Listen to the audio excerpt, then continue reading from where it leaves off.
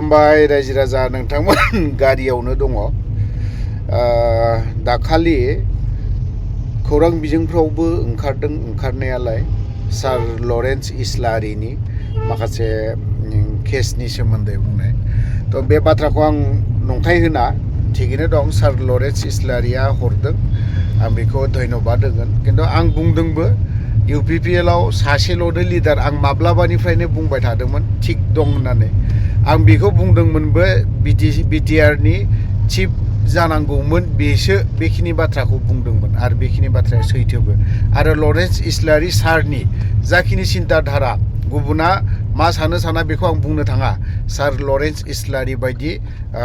बहुत खम मोनगोन UPPL आवहाय आरो सोरबा सासे व्यक्तिखौ नाया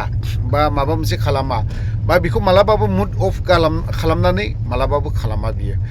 दा जिहेतु आंहा मोनसे केस दंमोन 5 बोसोर आङो दिनै कर्ट गानांबाय थादों 5 बोसोरनि सिगांनिफ्रायनो जाय NDB नि सोद्रोमाफोर कर्टनि थाखाय थांदों बिथांमोननो बयनोबो हरा नङा हरदों आरो बै व्यक्तिफ्रा आंनो हराखै आंखौ बिदि खालामदों होननानै बुंनोबो हानाय नङा जायनि जाहोनाव सार लरेन्स इस्लारिया दाखालि बुंदों आरो नंखागौबो जाय बुस्थुआ सैथो बे सैथोखौनो बुंनांगोन दिनैहाय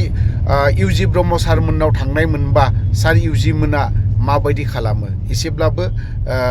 खायथ्रा जिरायनानै थायो जोंनि मोनथिनायाव जोंनि बुजिनायाव आरो NDB नि जाय सोद्रोमाफोर थांदों UG ब्रह्मनिसिम सानसेखालि आंनो खोन्थादों NDB नि सोद्रोमाफ्रा कर्टनि थाखाय कर्ट गानो थाखाय सार एसे नांगौमोन दिनैहाय लकेलावब्लाबो 5-10 हाजारा मिनिमाम बे थांखायो मानो होनबा दिनै कर्ट मोनसे गायोब्ला बैनोबो एसेब्लाबो माबा मोनसे खालामनांगौ जायो नाथाय बेफोरबायदिखौबो सार UG ब्रह्ममोना खोनासंफेरा आरो बिनि खोथायाथ' बाद दोन गबिन्द चन्द्र बसुमतारिया सोर साबेसे दिनैहाय मा हरदों बिनि सोमोन्दैबो गोबां बाथ्रा बुंदों दिनै आरो हाइनेस्ट केसफोरखौ रन्जित बसुमतारि मोना बायदिया बुंदोंमोन जे नोंसोरो कर्ट गानांला बा थानायाव थांनांनाय नंला बेखिनि बाथ्राखौ बुंदों सोर बुंदों बिदि बुंनानै दिनै सिंनि सेंग्राफ्रा दिनै कर्ट गानाङि लाफानो थानांनाय दिनै आरो बबेबा मोनसेयाव सोरबा लिंहरबानो थांनो गोनां जादों मानो दिनै नोंसोरनि खोथा मथे बुंनायाव थानाय मोनबा आंनि केसाबो दिनैसिमबो उइद्र' जानाय नङामोन नोंथांमोननि खोथाखौ खोनासङा लाफानो आं दिनै कर्ट गाबाय थादों दिनै सार लरेन्स इस्लारिनाव आङो कर्टनि नामावहाय बा कर्ट गानायनि मुङावहाय आं एसे एनैब्लाबो माबा मोनसे बिहरदों अनलि सार लरेन्स इस्लारिल' नङा BPF दोलोनि जेम्स बसुमतारि सार बिनियावबो आं बियो निसिमानि दानि MCLA बिनावबो बिदों सार जेम्स बसुमतारि साराबो हराखै होनना बुंनो हाया आरो बेजों लोगोसे दाखालि जोबहांहाङावहाय चिफ सार हाग्रामा महिलारि सारनावहाय आङो बिदोंबो सार हाग्रामा महिलारि सारा हराखै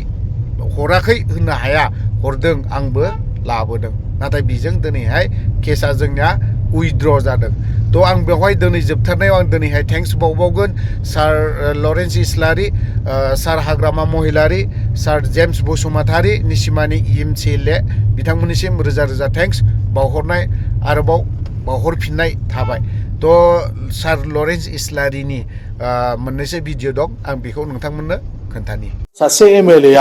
खालि स्किम राननायल' नङा सुख दुखुआव मानसिफोरजों लोगो लानाय दाख्लै हमनानै लांजादों मानसिफोर जेलाव नायदां धुबुरीयाव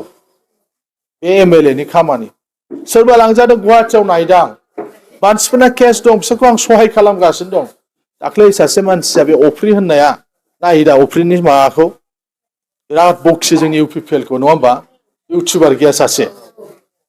किन्तु UPPL आव सासे मानसिया बिराद मोजां दंलै लरेन्स सारा होनदों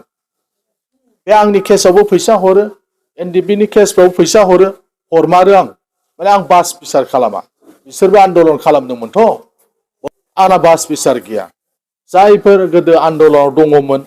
बे आंनि पार्टियाव सोरबा दं सोरबा गैया आंनावबो अननाय दं आंबो गोदो बिराद गोलाव एबसु मावबोबाय बिसोरबो आन्दलन खालामबाय बिसोराबो केस दङ आं हरो सहाय खालामो बुरजा फैसा हरनो हाया आंनाव किन्तु आङो थोजासे नङाबाबो सोरनोबा 10,000 15,000 हरनानै उकिलनो हैनांगौ केस मोनसे जायोबा 5,000 नोंसोर गारि थांलाय फैलाय सानसे थाहैनांगौ बेबायदि आं फैसा हरनानै सहाय खालामो दाख्लै बे अफ्रिया बुंदों लरेन्स सारा थिगैनो दङ बेबा UPPL आव होनलायलायदों आं खालामो जेसे हायो सहाय खालामनो नाजादों मानोना बेनो सासे एमएलए सप्तायाव खनसे लोगो लायोबा जायाबानो जाबायना इसिबां लोगो मानसिखौ न'आव थांजानो बायोबा मानसिफोरजों लोगो लानो बायोबा मान नांगौ एमएलएखौलाय एमएलएआ मा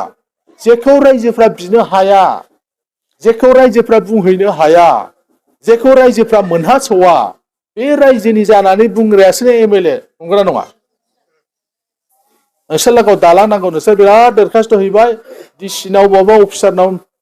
खबरानो लायाखै एमएलए होनबासो मोनगोन ना दालाय मोनबाय नङा होमबा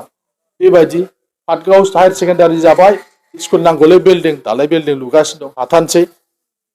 जाहारबारियाव लुगासिनो दङ बिसमुरियाव लुगासिनो दं आं फरायनाय गौराङाव लुगासिनो दं सालाकाथिया गोदान हाबाय बिसोरनोबो गंसे हरदां